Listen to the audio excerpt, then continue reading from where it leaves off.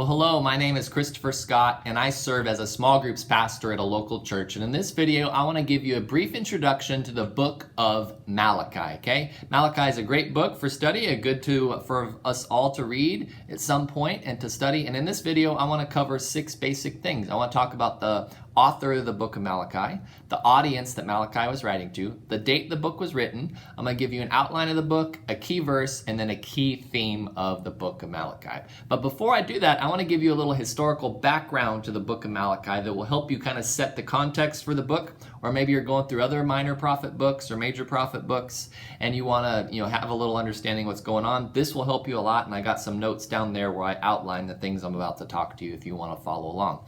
So in the Bible, there's 5 major prophets and 12 minor prophets. Specifically, there are 5 major and 12 minor because of the length of the books, not necessarily in the importance or what they say, just the number of chapters. As a general rule, it's not always perfect, but usually the major prophets are longer, the minor prophets are shorter. And there were an interesting thing going on for the minor prophets, right? So there was the nation of Israel that was strong and prosperous under King David, right? And then King David's son Solomon takes over the nation of Israel, and they still were strong and prosperous and solid. And then King Solomon's son, Rehoboam, takes over the kingdom, and I got a video there that outlines some of the things he does, but he makes some bad decisions, and he ends up splitting the kingdom into 2 sections, right? So the nation of Israel once was the strong, united kingdom, and then it separated to the nation of Israel in the north, which consisted of 10 tribes, and then Judah in the south, which consisted of 2 tribes, Judah and Benjamin, right? So Israel was in the north, consisting of 10 tribes. Their capital city was Samaria, and then Judah was in the south, consisting of 2 tribes of Judah and Benjamin, and their capital city was Jerusalem, okay? And so that happened in 931 BC. And then about 200 years later, the nation of Assyria comes to Israel in the north, and they conquer Israel. They take all the people back to Assyria. Then a short time after that, the nation of Babylon, the Babylonians come and they conquer the Assyrians, right? Then the Babylonians come to Judah in the south, and they conquer Judah in the south in 586 BC is the main date to remember, but they really come in 605 BC, 597 BC, and then 586 BC. They totally level the city, decimate the temple, and take all the people back to Babylon. But shortly after that, the Babylonians get conquered by the Persians. And the Persians have a king named Cyrus who issues this decree that allows the people of Judah to go back to Judah to restore life in the nation of Judah and Jerusalem, right? And so that happens in 538 BC under a guy named Zerubbabel, who takes some people back from Persia to Judah to restore order. And you can read about that in the book of Ezra, chapters 1 through 6. And then in 458 BC, another group of people return from Persia to Judah to restore order, and that's led by a guy named Ezra, and you can read about that in the book of Ezra, chapter 7, verse 10. And then a little later, a guy named Nehemiah takes more people back to Judah to restore life there in 444 BC, and you can read about that in the book of Nehemiah. So that's a little historical background and backdrop to help you as you read these prophet books and where they're at and the different contexts. So a couple important dates to remember. 931 BC is when the kingdom splits in 2. 722 BC is when Assyria conquers Israel in the north. 586 BC is when Judah in the south is conquered by the Babylonians, okay?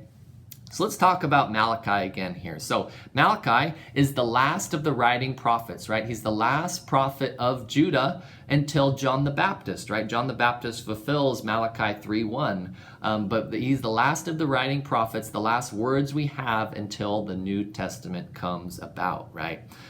We don't really know much about Malachi's family, his call to be a prophet, or his personal life. We just have his prophecies he gives us, right? So the author is the man Malachi.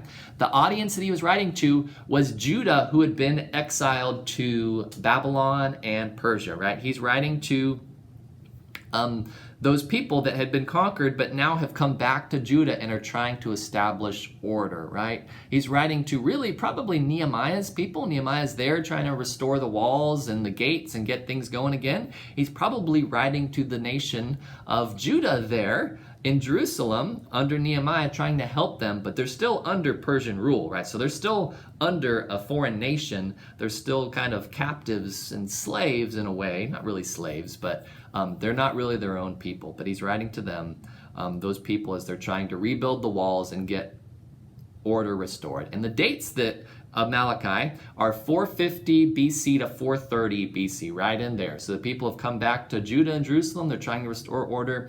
That's who he's writing to, are these people. An outline for the book is given by Warren Wiersbe in his commentary, Be Amazed, that I really like. Wiersbe outlines the book of Malachi into 6 different areas. Chapter 1, verses 1 through 5 talks about doubting God's love. Chapter 1, verse 6 through chapter 2, verse 9 is dishonoring God's name. Chapter 2, verse 10 through 16, profaning God's covenant. Chapter 2, verse 17 through 3:6 is questioning God's justice, robbing God's storehouse, and despising God's service. I got those down in the notes if you want to learn more.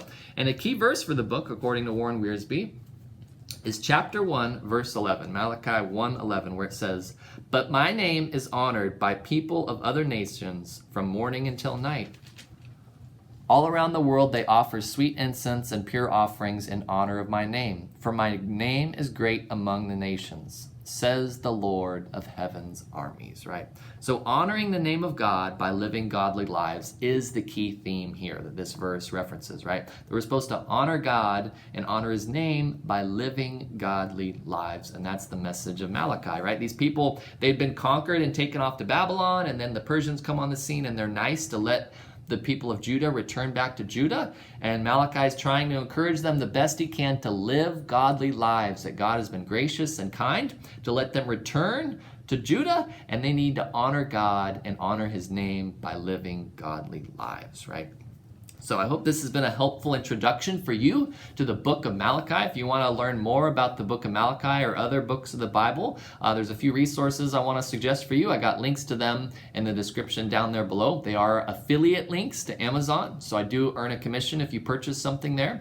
One is the Bible Knowledge Commentary. It's a great resource. I don't have a copy to show you because I have a digital copy, but that's a great resource for introductions to books of the Bible as well as brief commentaries on each book. Another one is an introduction to the prophetic books by C. Hassel Bullock. This is a gem of a book. There was a lot of books I was required to buy and read in seminary. Not a whole lot of them I still reference and use today, but this is one of them that I still reference and use a lot. So if you're interested on backgrounds to the books of the Old Testament, it's a great series of books you can get, and specifically that one's on the minor prophets. And then I suggest the Be Amazed commentary by Warren Wiersbe on the minor prophets. This is a gold mine of introductions to each books, outlines, helpful resources, brief commentaries, things like that. And then there's the Wiersbe Bible Study Guide that you can do on your own to study the Bible, the minor prophets, or take your small group through it. So if this video was helpful, I hope that you can subscribe. You can subscribe up there and get updates on future videos. If you want to learn to take your small group through the minor prophets, through Malachi, there's a video up there about how to use this guide. There's a small group at our church I'm helping to go through this guide right now. And then if you want some other brief introductions to books of the Bible, I got a bunch of videos over there, and then some other small group facilitator tips over there. Thanks for watching, and I hope to catch you again soon in another video.